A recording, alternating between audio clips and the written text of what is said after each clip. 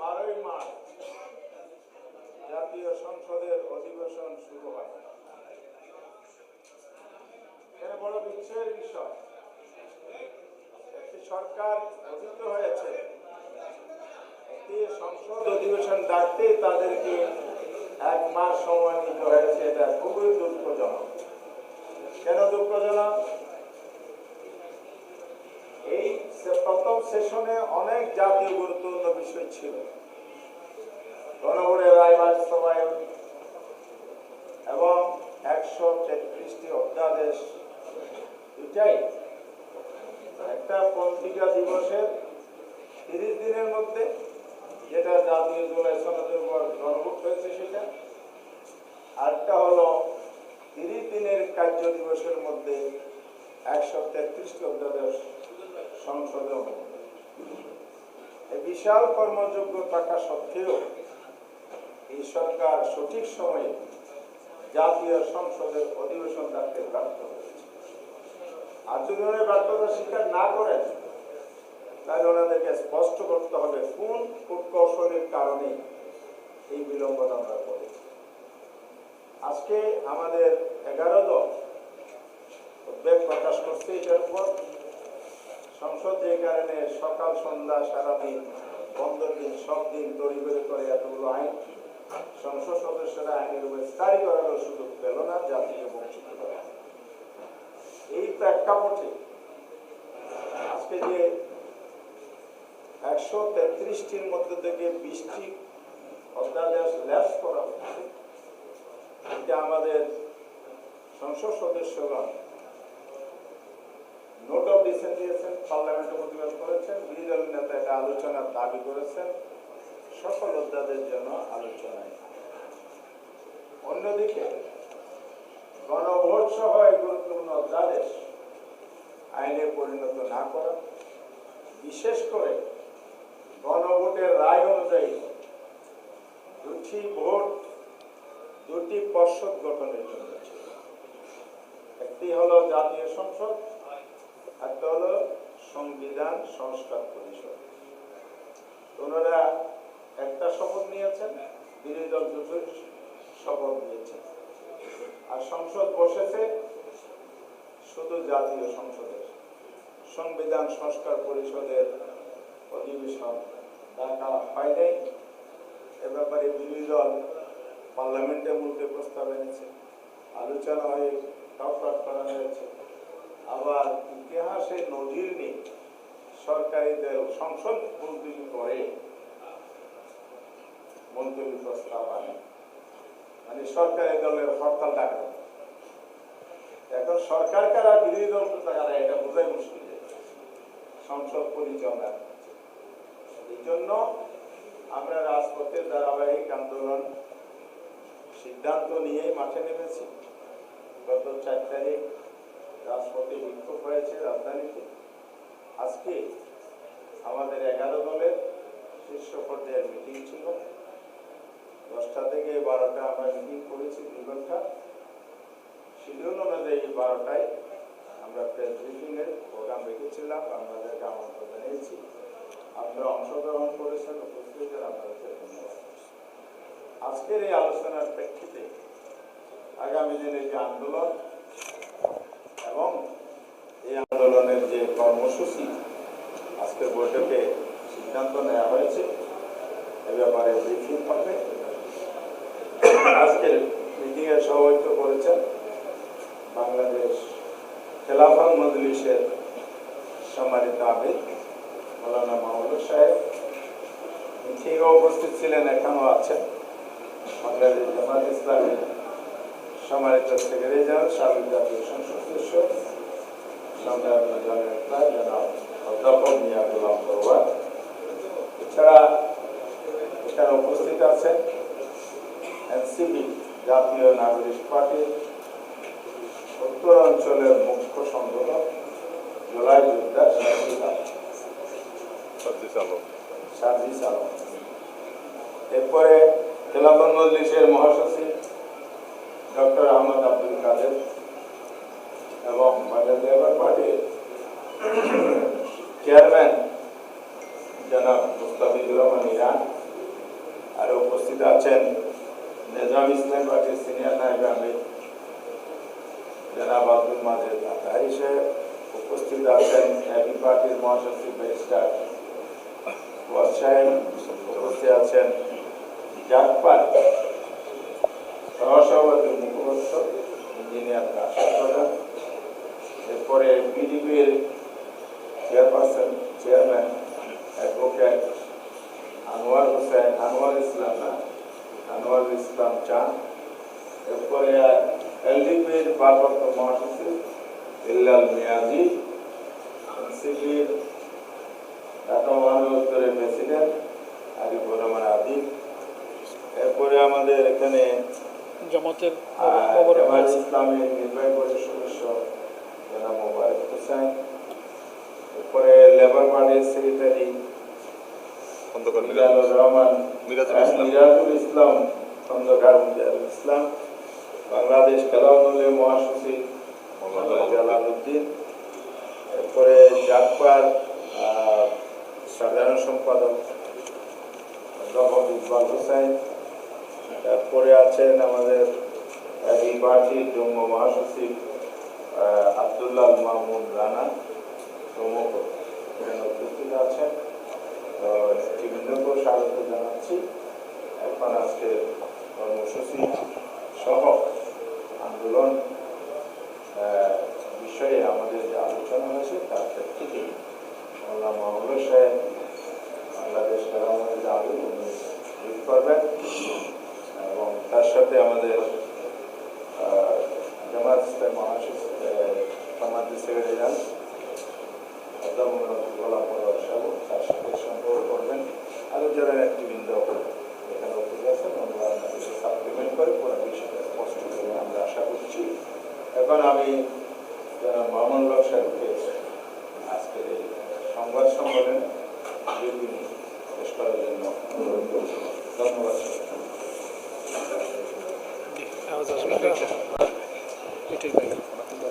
আসসালামু আলাইকুম ওয়া রাহমাতুল্লাহ। বিসমিল্লাহির রহমানির রহিম। 11 দলীয় ঐক্যের পক্ষ থেকে আজকের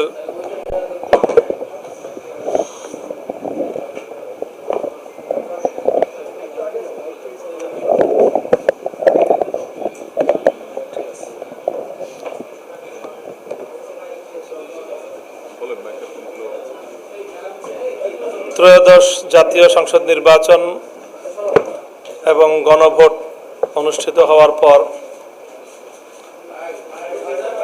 এবং নতুন সরকার গঠিত হয়ে সরকারের কার্যক্রম জাতীয় সংসদের কার্যক্রম শুরু হওয়ার প্রেক্ষিতে বাংলাদেশে যে রাজনৈতিক পরিস্থিতি উদ্ভব হয়েছে সেটা আমরা সকলেই লক্ষ্য করছি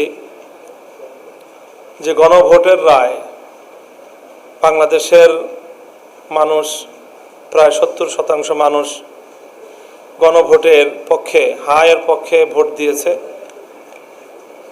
দুর্ভাগ্যজনকভাবে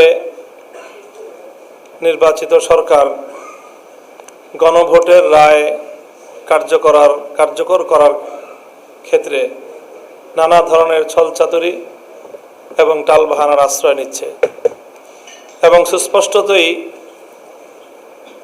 মানুষের ম্যান্ডেটকে তারা শুধু উপেক্ষা নয় উপহাস এবং জনগণকে অপমানকর নানা ধরনের বক্তব্য জাতীয় সংসদের ভিতরে এবং বাইরে অব্যাহতভাবে তারা দিয়ে চলেছেন।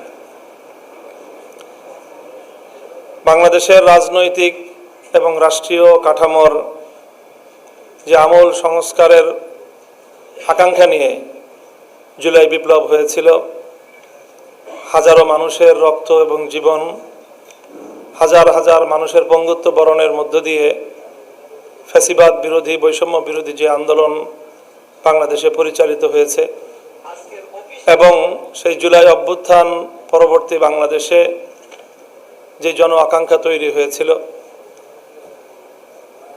অন্তর্বর্তীকালীন সরকার বিভিন্ন রাজনৈতিক দলগুলোর সাথে দীর্ঘ মতবিনিময়ের মাধ্যমে তারা যে সংস্কার প্রস্তাবনা তৈরি করেছে। আমাদের প্রত্যাশা ছিল যে নির্বাচন পরবর্তী সময়ে অন্তত সংস্কার বিষয়ে জাতীয় ঐক্যমত্য থাকবে, সরকার এবং বিরোধী দল আন্তরিকভাবেই সংস্কার প্রস্তাবনাগুলো বাস্তবায়ন করবে। কিন্তু আমরা লক্ষ্য করছি যে 133টি অধ্যাদেশের মধ্যে জনগুরুত্বপূর্ণ নীতি নির্ধারণী এবং ফ্যাসিবাদ রোধের বাংলাদেশের ভারসাম্যপূর্ণ রাজনৈতিক বন্দোবস্ত নিশ্চিত করার জন্য যেই গুরুত্বপূর্ণ অধ্যাদেশগুলো ছিল তার মধ্যে 20টি অধ্যাদেশকেই বর্তমান সরকার পাশ না করার সিদ্ধান্ত গ্রহণ করেছে, যেটি বাংলাদেশের মানুষকে মর্মাহত করেছে। সেই সাথে তারা গণভোটের 70% মানুষের যে মতামত সেটাকেও উপেক্ষা করার পথে এই সরকার হাঁটছে।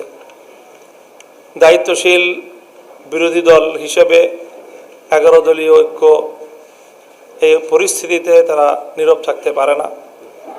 এই জন্য আমরা জাতীয় সংসদে আমাদের সংসদ সদস্যবৃন্দ অব্যাহতভাবে সংস্কার বাস্তবায়ন করার জন্য, বিশেষ করে অন্তর্বর্তীকালীন সরকারের আমলে ঐক্যমত্য কমিশনে যে সকল প্রস্তাবনাগুলো গৃহীত হয়েছে এবং সেই আলোকে যে জুলাই সনদ হয়েছে এবং যে সকল অধ্যাদেশগুলো জারি হয়েছে সেই সকল অধ্যাদেশগুলো আইনে পরিণত করার জন্য দাবি জানিয়ে আসছে। কিন্তু যেমনটি আমাদের ইতিমধ্যেই বলা হলো যে সরকার কূটকৌশলের আশ্রয় নিয়ে সংসদ অধিবেশন ডাকতেই বিলম্ব করে সময়ের যে বাধ্যবাধকতা আছে সেই বাধ্যবাধকতার একটা জালে আটকে দিয়েছে দেশবাসীকে, এবং এখন সময়ের সীমাবদ্ধতা, সময়ের বাধ্যবাধকতার কারণে তড়িঘড়ি করে অনেক কিছু করার এখানে প্রক্রিয়া চলছে। আগামী 12ই এপ্রিল পঞ্জিকা দিবসের যে সংসদ অধিবেশনের 30 কর্মদিবস সমাপ্ত হওয়ার যে টাইমলাইন, সেটাকে কেন্দ্র করে এখন সকাল বিকাল এবং বন্ধের দিনেও সংসদ অধিবেশন পরিচালনা করার এই পথ অবলম্বন করতে হয়েছে। যাই হোক, সব কিছু মিলিয়ে আমরা মনে করছি যে বর্তমান সরকার দেশের জন আকাঙ্ক্ষাকে উপেক্ষা করে তারা একদলীয় শাসন ব্যবস্থা কায়েম করার বিপজ্জনক পথের দিকে অগ্রসর হচ্ছে। যেই ফ্যাসিবাদকে বাংলাদেশের মানুষ অনেক সংগ্রাম, অনেক রক্ত, অনেক লড়াই, অনেক জীবনের মাধ্যমে বিতাড়িত করেছিল, বর্তমান সরকারের কার্যক্রম আমাদেরকে আবার শঙ্কিত করে তুলছে যে তারা আবার ভিন্ন রূপে সেই ফ্যাসিবাদকেই বাংলাদেশে ফিরিয়ে আনতে চায়। সেই ক্ষেত্রে আমাদের দৃঢ় প্রত্যয় এবং আমাদের ঘোষণা হলো ফ্যাসিবাদের এই প্রত্যাবর্তনকে আমরা আবার যে কোনো মূল্যে রুখে দেব ইনশাআল্লাহ। সেই লক্ষ্যে আমরা ধীরে ধীরে আমাদের এই আন্দোলনকে এবং আমাদের এই কথা আমরা জাতির কাছে উপস্থাপন করছি। আমরা গণভোটের রায় কার্যকর করার এই দাবি যে কোনো মূল্যে আদায় করব ইনশাআল্লাহ। ইতিমধ্যে গত 4 এপ্রিল 11 দলের পক্ষ থেকে গণভোটের রায় কার্যকর করার দাবিতে রাজধানীতে বিক্ষোভ সমাবেশ এবং বিক্ষোভ মিছিলের কর্মসূচি পালন করা হয়েছে। এখন আমরা আমাদের এই দাবির পক্ষে অব্যাহত কর্মসূচি পালন করে যাব। আমি এখন আমাদের সামনের নির্ধারিত বা আমাদের সিদ্ধান্তকৃত কর্মসূচিগুলো ঘোষণা করছি। সেই সাথে বর্তমানে জানি আমরা দেখছি সারা দেশে নতুন করে আরও জনদুর্ভোগমূলক বেশ কিছু ইস্যু সংযুক্ত হয়েছে। এখানে যে জ্বালানি সংকট, বিশেষ করে জ্বালানির অব্যবস্থাপনাগত যে সংকট, সরকারি অব্যবস্থাপনার কারণে জনমানুষে চরম দুর্ভোগ তৈরি হয়েছে। তারপরে এখানে বিরোধী দলীয় নেতাকর্মীদের উপর ইতিমধ্যেই আইসিটি অ্যাক্টের মতো সেই বাতিল হওয়া আইনের প্রয়োগ, এই জাতীয় কার্যক্রমও আমরা লক্ষ্য করতে পারছি। তো এই সকল বিষয়গুলি নিয়ে আইন শৃঙ্খলা পরিস্থিতির অবনতি, সে বিষয়গুলো নিয়েও আমাদের বক্তব্য থাকবে। তো আমরা গণভোটের রায় কার্যকর করার যে আমাদের মুখ্য দাবি, সেই দাবির আদায়ের লক্ষ্যে আমাদের ধারাবাহিক কর্মসূচির আমরা ঘোষণা করছি। আমরা এই ব্যাপারে জনসচেতনতা তৈরি করার জন্য 11 দলের পক্ষ থেকে লিফলেট বিতরণ করা হবে। আগামী 9 এপ্রিল রাজধানীর শাহবাগে বিকাল 5টায় 11 দলীয় ঐক্যের কেন্দ্রীয় নেতৃবৃন্দ লিফলেট বিতরণ কর্মসূচির উদ্বোধন করবেন এবং 9 এপ্রিল থেকে সপ্তাহব্যাপী এই গণসংযোগ এবং লিফলেট বিতরণ কর্মসূচি দেশব্যাপী পালিত হবে। 9 এপ্রিল বিকাল 5টায় শাহবাগে গণসংযোগ এবং লিফলেট বিতরণ কর্মসূচির আনুষ্ঠানিক উদ্বোধন হবে। 11 এপ্রিল দেশের সকল মহানগরীগুলোতে এই দাবি আদায়ের লক্ষ্যে বিক্ষোভ কর্মসূচি পালিত হবে। 12 এপ্রিল সকল জেলায় বিক্ষোভ কর্মসূচি পালিত হবে। 13 এপ্রিল ঢাকায় ডিপ্লোমা ইঞ্জিনিয়ার্স ইনস্টিটিউশনের মুক্তিযোদ্ধা হলে জাতীয় সেমিনার হবে।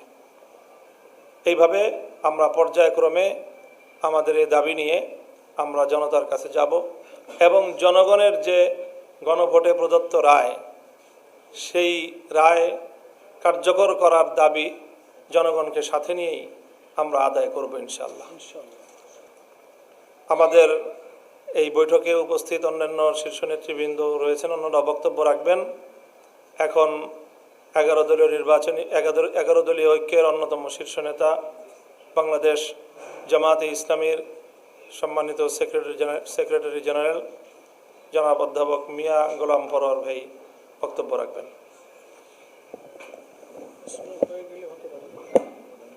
আপনি ছবিগুলো নিয়ে বলেন যে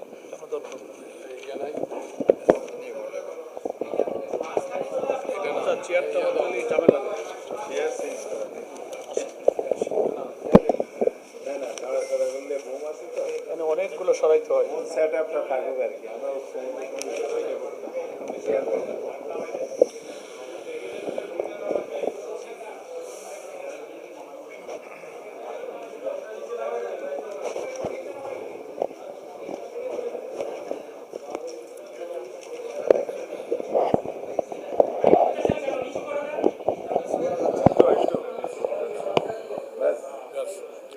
আসসালামু আলাইকুম ওয়া রাহমাতুল্লাহি ওয়া বারাকাতুহু।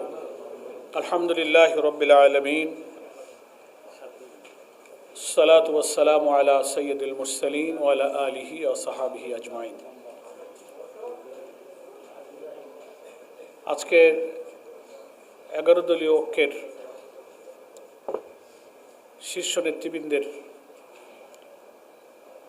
10টা থেকে শুরু হওয়া বৈঠক শেষে আয়োজিত আজকের এই প্রেস ব্রিফিংয়ে উপস্থিত সম্মানিত নেতৃবৃন্দ এবং আমার প্রিয় সাংবাদিক বন্ধুগণ এবং দেশবাসী, আমাদের 11 দলীয় ঐক্যের শীর্ষ নেতা বাংলাদেশ খেলাফত মজলিসের সম্মানিত আমির আল্লামা মামুনুল হক কর্মসূচি সংক্রান্ত মূল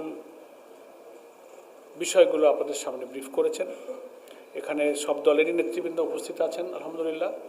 প্রয়োজনীয় প্রশ্ন বা বিভিন্ন আলোচনায় ওনারা সকলে আশা করি অংশ করতে পারবেন। আজকে সংসদ অধিবেশন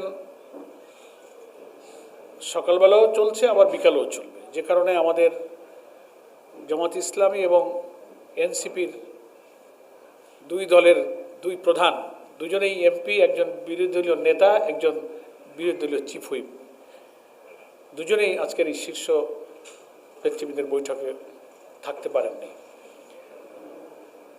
ওনারা আপনাদের সকলকে সালাম জানিয়েছেন, ফোনে আমার সাথে কথা হয়েছে। এই বৈঠক সম্পর্কে ওনাদের পরামর্শ নিয়েই আজকে আল্লামা মামুনুল হকের সভাপতিত্বে শীর্ষ নেতৃবৃন্দ এই কর্মসূচি যেটা ঘোষিত হয়েছে ইতিমধ্যে, সে ব্যাপারে আমরা সবাই একমত হয়েছি। তো আমাদের বিগত 12ই ফেব্রুয়ারির একই দিনে অনুষ্ঠিত গণভোট আর জাতীয় নির্বাচন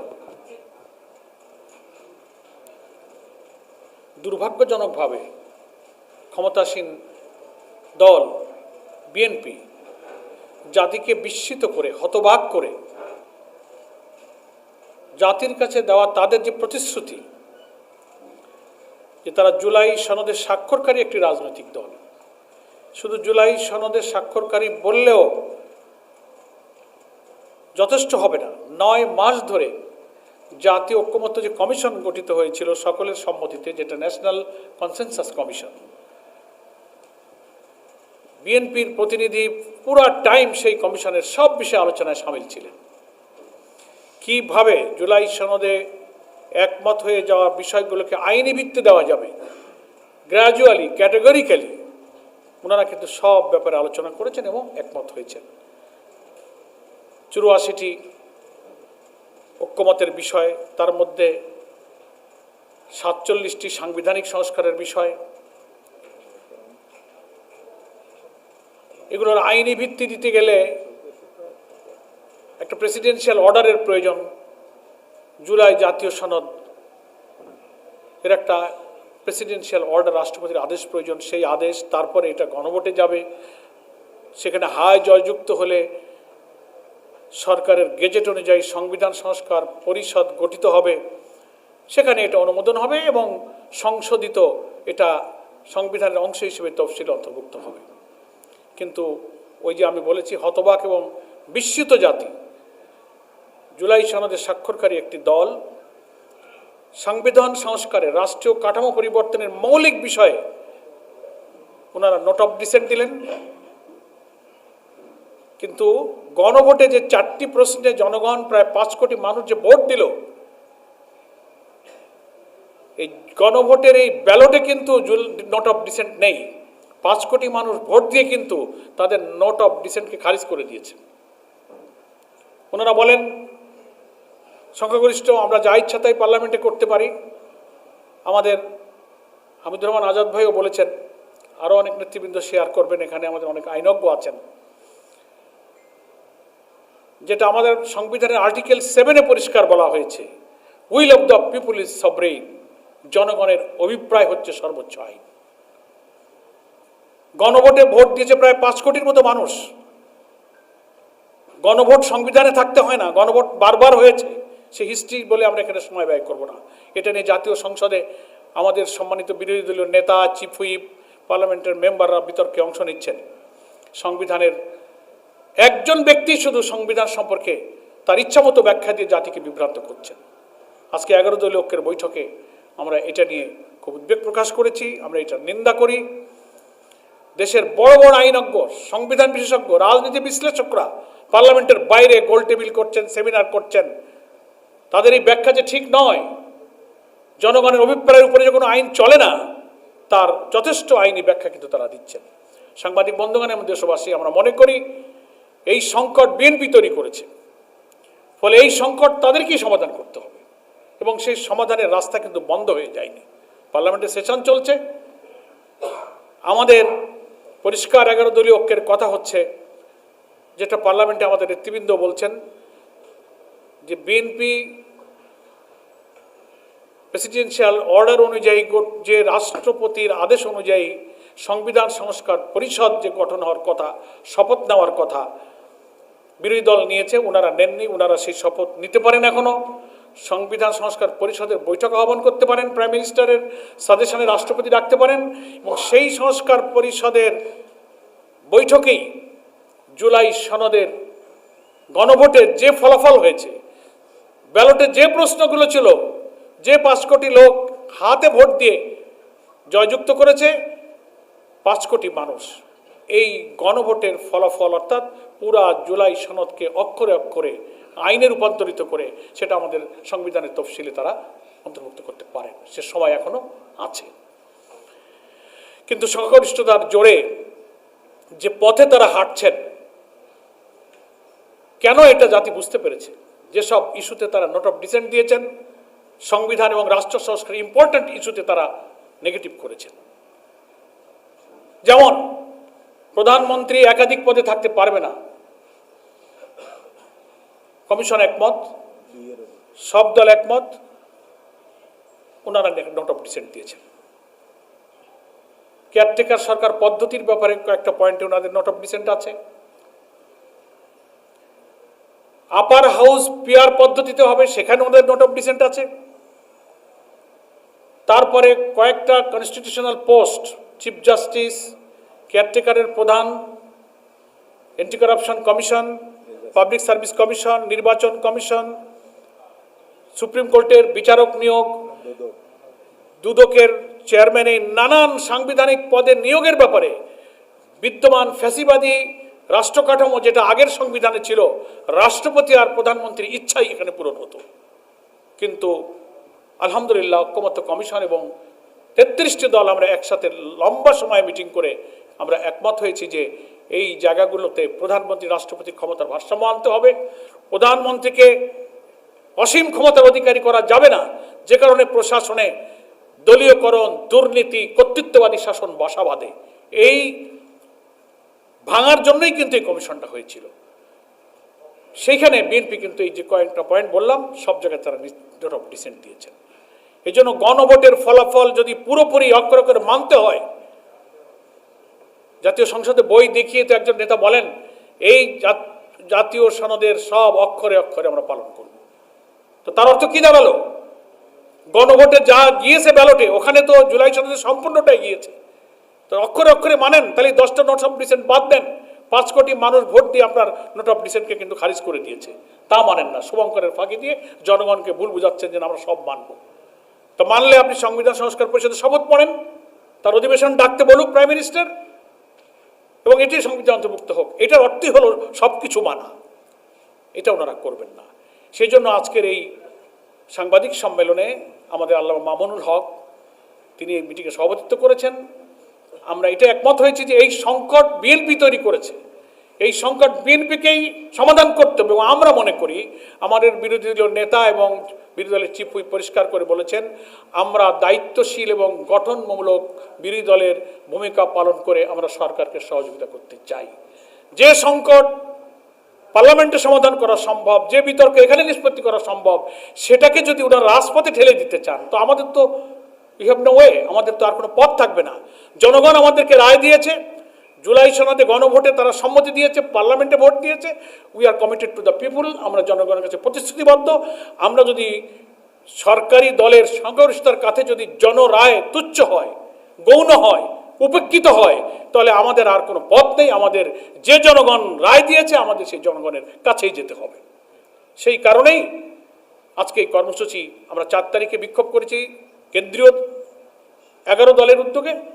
আর এই কর্মসূচি শুনলেন আমাদের মহানগরীতে, জেলায় আমরা কর্মসূচি ছড়িয়ে দিচ্ছি। গ্রাজুয়ালি একটার পর একটা আমরা সারা দেশে গণভোটের রায় বাস্তবায়ন না হওয়া পর্যন্ত এই আন্দোলনকে আমরা গ্রামে গঞ্জে শহরে নগরে ইনশাল্লাহ আমরা ছড়িয়ে দেব।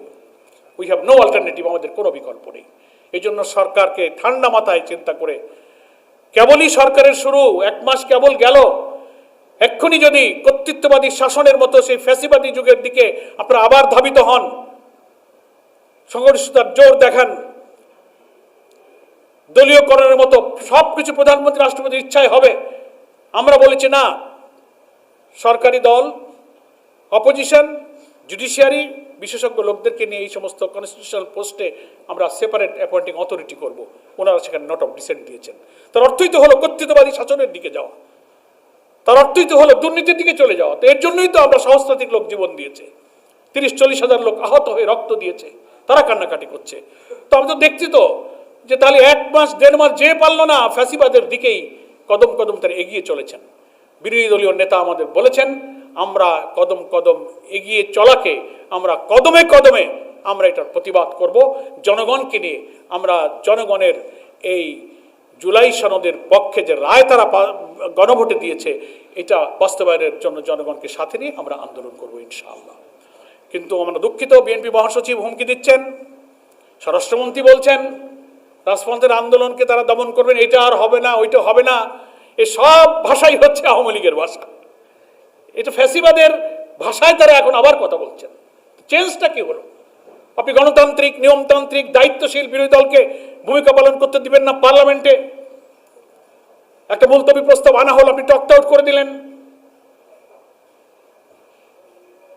মাননীয় সংসদ নেতা এবং স্পিকার মহোদয়কে বলবো, আপনারাই পার্লামেন্টে স্বীকার করেছেন বাংলাদেশের সংসদীয় রাজনীতির ইতিহাসে এটাই প্রথম উদাহরণ তৈরি করেছেন যে কখনো সরকারি দল মুলতবি প্রস্তাব আনে না।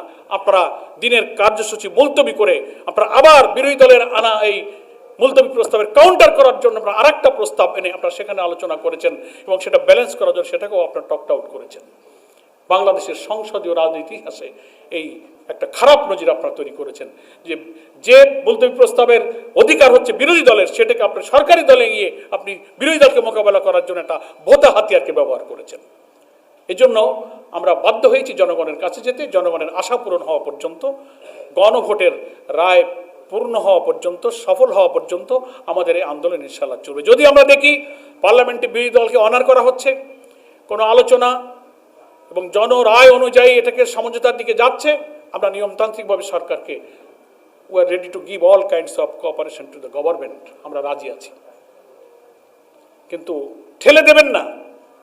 এত রক্তের পরে একটা শান্তিপূর্ণ সহ অবস্থান, সহমর্মিতা, পলিটিক্যাল যে ডেমোক্রেটিক কালচার, সন্ত্রাস মুক্ত, ভায়োলেন্স মুক্ত, বৈষম্যহীন মানবিক বাংলাদেশের জন্য আমাদের তারুণ্যের যে শক্তি রক্ত দিয়েছে, সেই দিকে কিন্তু আবার ঠেলে দিবেন না, এটা আমরা সরকারের কাছে আবেদন জানাচ্ছি। তারপরে আমাদের জনদুর্ভোগ, মামুনুল হক সাহেব বলেছেন জ্বালানি, লজ্জাও করে না। যতবার জ্বালানি নিয়ে কথা বলার চেষ্টা করতে সুযোগ দেয়নি বিরোধী দলের একজন নেতা ব্যারিস্টার নাজিব মোমেন, এই জ্বালানি সংকটের জন্য উনি নোটিশ দিয়েছিলেন, স্পিকার সে নোটিশকে খারিজ করে দিলেন, আলোচনা হতে দেওয়া হলো না। প্রশ্নোত্তরে যখন বলা হচ্ছে তখন বিদ্যুৎ জ্বালানি মন্ত্রী, অন্য মন্ত্রীরা উত্তরে বলছেন দেশে কোনো জ্বালানি সংকট নেই। পররাষ্ট্র প্রতিমন্ত্রীও বললেন। আজব ব্যাপার, মানুষ হাসে। পেট্রোল পাম্পে বিশাল বিশাল শত শত গাড়ির লাইন, মাটির নিচে গ্যালন গ্যালন পেট্রোল লুকানো হচ্ছে, বাঁশবাগানে পেট্রোল পাওয়া যাচ্ছে, কবরস্থানে পেট্রোল পাওয়া যাচ্ছে, পাম্পে লম্বা লাইন, আর মন্ত্রী পার্লামেন্টে হাসেন আর বলেন সংকট নেই। তো হয় কেন এই লম্বা লাইন?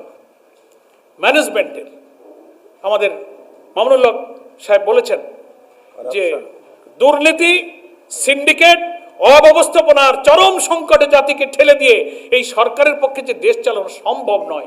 ওনারা নিজেদের ভাগ্য বদলাবার ধান্দায় আছেন, জাতির ভাগ্য বদলাবার ধান্দায় ওনারা নাই। এই জন্য হাম কিভাবে আমাদের শিশুদের কষ্ট দিচ্ছে, উদ্বেগ বাড়ছে, নিয়ন্ত্রণ করা যাচ্ছে না। জ্বালানি দ্রব্যমূল্য যেমন বাড়ছে, সামনে বড় মৌসুম, কৃষিতে সেচ সংকট তৈরি হচ্ছে। আজকাল আধুনিক কৃষি যন্ত্রপাতি ব্যবহারের কারণে ধান কাটতে, বাড়িতে আনতে, মাড়াই করতে সব জায়গায় যন্ত্রপাতির ব্যবহার হচ্ছে। এর সবটার ক্রাইসিস হয় হচ্ছে জ্বালানির কারণে। তো কৃষিতে সংকট হবে, দ্রব্যমূল্য বাড়বে, রেমিটেন্সের উপরে প্রভাব পড়বে, যানবাহন আস্তে আস্তে স্থবির হয়ে চলে যাবে।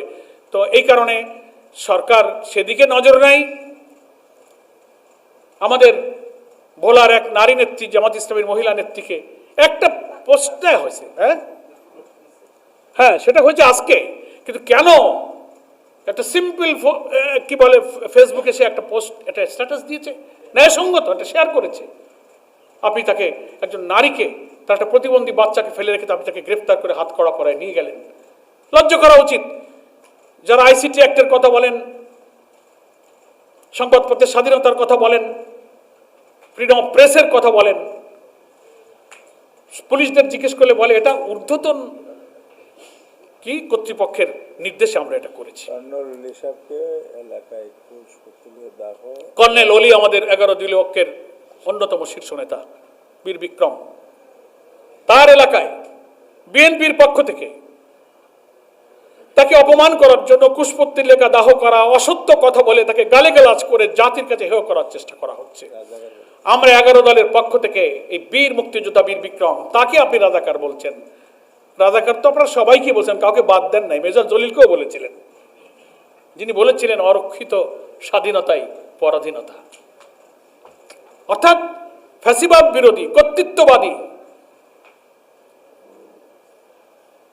এবং দিল্লির আধিপত্যবাদ বিরোধী রাজনীতির সাথে যারা থাকবে আপনাদের ভাষায় তারা সব রাজাকার।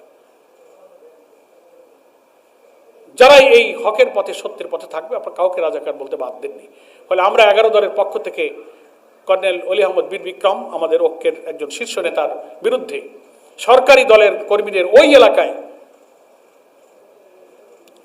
যা করা হচ্ছে তার তীব্র নিন্দা জানাই। স্বরাষ্ট্রমন্ত্রীকে আমরা বলবো আপনি সেখানে পদক্ষেপ নিয়ে আপনার দলের এই সমস্ত কর্মীদেরকে আপনি নিবৃত্ত করুন। জাতির একজন বীর মুক্তিযোদ্ধা, দেশের একজন সিনিয়র পলিটিশিয়ান, তার মর্যাদা রক্ষা করা সরকারের দায়িত্ব, রাষ্ট্রের দায়িত্ব। আমরা তার প্রতি এই আচরণের তীব্র নিন্দা এই 11 দলীয় ঐক্যের পক্ষ থেকে জানাচ্ছি। ফলে আইন শৃঙ্খলা পরিস্থিতির অবনতি হচ্ছে, বিরোধী দলের নেতা কর্মী থেকে নানান অজুহাতে বিভিন্ন জায়গায় হামলা করা হচ্ছে, গ্রেপ্তার করা হচ্ছে, মিটিংয়ে বাধা দেওয়া হচ্ছে। আর চাউল, খাল কাটা, ইমামের বেতন দিয়ে মুখরোচক করে দেশটা খুব জমানোর চেষ্টা করা হয়েছিল। কিন্তু গ্রামে গঞ্জে খবর চরম অসন্তোষ, ভাগাভাগি, লুটপাট, অসন্তোষ, গ্রুপিং, ঠেলাঠেলি চলছে, আইন শৃঙ্খলার চরম অবনতি। তো ফলে 5 বছরের তো 1.5 মাসও যায় নাই, আল্লাহ জানে 5 বছরের জাতির কপালে কি আছে। এক্ষুনি সংযত হন, এক্ষুনি নিবৃত হন। আমরা বাংলাদেশ জামাত ইসলামের সম্মানিত আমির টেলিফোনে সংসদে গিয়েই বলেছেন, আপনাদের সকলকে উনি সালাম দিয়েছেন। আমাদের তিনি লিডার অব দি অপোজিশন এবং আমাদের কি বলে বিরোধী দলের চিফ হুইপ নাহিদ ইসলাম তিনিও আসতে পারেননি।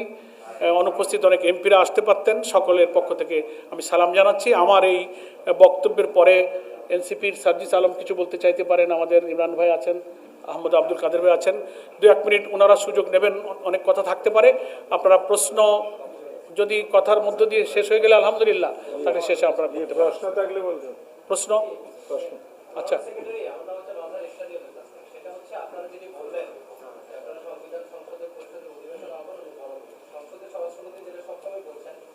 সংবিধানের বাইরে গিয়ে কিছু করার নেই এবং তারা একটা উদাহরণ হিসেবে বলছেন জুলাই সনদ যেটি প্রণীত হয়েছে সেখানে বলা আছে যে সেখানে সংস্কার যা হবে সংবিধানের আলোকেই হবে এবং যে দল মেজরিটি পাবে তারা তাদের মতো করবে। প্রশ্ন হচ্ছে আপনারা একদিকে, সরকার একদিকে, তারা জাতির ভাগ্যে কি আছে এবং শেষ পর্যন্ত যদি তারা না মানার সম্ভাবনা বেশি, কারণ তারা প্রস্তাব দিয়েছে সংবিধান সংশোধন অধিবেশন কমিটি গঠন করার জন্য। আসলে জাতি শেষ পর্যন্ত কি পাবে, আপনাদের অবস্থা সামনে সময় বলে দেবে। আর উনি যখন সংবিধান নিয়ে পার্লামেন্টে কথা বলেন, দেশের মানুষ তখন হাসে। সংবিধানকে এত তুচ্ছ করে ফেলা হয়েছে, মনে যেন আর কেউ এ সংবিধান বোঝে না। অনেকে আমাকে প্রশ্ন করে, বাংলাদেশে কি পার্লামেন্ট, আদালত, সংবিধান কি একজনই? আর কোনো সংবিধান বিশেষজ্ঞ আইনজীবীরা নাই? এটার উপরে বহু আলোচনা, সেমিনার, সিম্পোজিয়াম, আর্টিকেল, এর সব ব্যাখ্যা এখানে আমরা সময় ব্যয় করতে চাই না। এই কথা বলে ওনারা নিজেরাই অপরাধী। উনি তো ঐক্যমত্য কমিশনে ছিলেন, তো প্রেসিডেন্সিয়াল অর্ডারটা হয়েছে 13ই নভেম্বর, ভোট হয়েছে 12ই ফেব্রুয়ারি। তো এই অর্ডার অবৈধ, রাষ্ট্রপতির এখতিয়ার নাই, এখানে শপথ নেওয়া যায় না, গোজামিল, এই কথাগুলো আপনি ঐক্যমত্য কমিশনে আলোচনার সময়, এটা যে গণভোটে যাবে, এটা ব্যালটে যাবে, প্রেসিডেন্সিয়াল অর্ডার হবে, আপনি সব জানতেন, একটা আপত্তিও করেন নাই। এটা রেকর্ড দেখান যে আপত্তি করেছেন। আদেশ জারির পরও কয় মাস সময় গেছে, 13ই জানুয়ারির পর একটা আপত্তি নেই। যেই শপথ পড়া হয়ে গেছে, চেয়ারে বসে গেছেন, মনে মনে শুভঙ্করের ফাঁকি দেওয়ার চিন্তা ছিল যে ক্ষমতার জোরে তারপরে জাতিকে বুড়ো আঙ্গুল দেখাবো। কেন এই প্রশ্নের উত্তর দিক না ওনারা। এই 3-4টা মাস ওনারা কেন প্রতিবাদ করেন? এখন যত প্রতিবাদ করছেন, আর এই কথা তো ওনার কোনো জবাব নেই। ইউনূস সাহেব কিভাবে আসলেন, হাসিনা কিভাবে গেলেন, অ্যাটর্নি জেনারেল কিভাবে শপথ নিলেন, পার্লামেন্ট কিভাবে হলো, গণভোট কিভাবে হলো, কোথায় সংবিধান ছিল, এর জবাব ওনারা দেন না। ওনারা ওই বলে যে যেটুক ওনাদের ভালো লাগে সেইটুক সংবিধান, যেটা ওনাদের বিপদ সেটাকে আর উনি মানেন না। Thank you. আপনারা সাংবাদিক, সচেতন, সবাই আপনারা জানেন। জি, এ বিষয়ে আমাদের জোটের আলোচ্য সূচিতে আছে, আমাদের মধ্যে আলোচনা চলছে, আপনারা পরে জানতে পারবেন।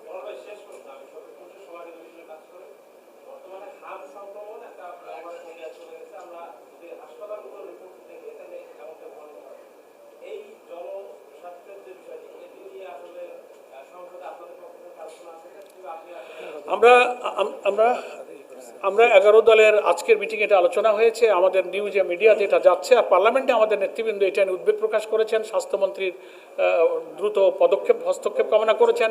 হসপিটালগুলোর চরম অব্যবস্থাপনা, সেটা নিয়েও আমরা কিন্তু নিন্দা করেছি। ডাক্তার নাই,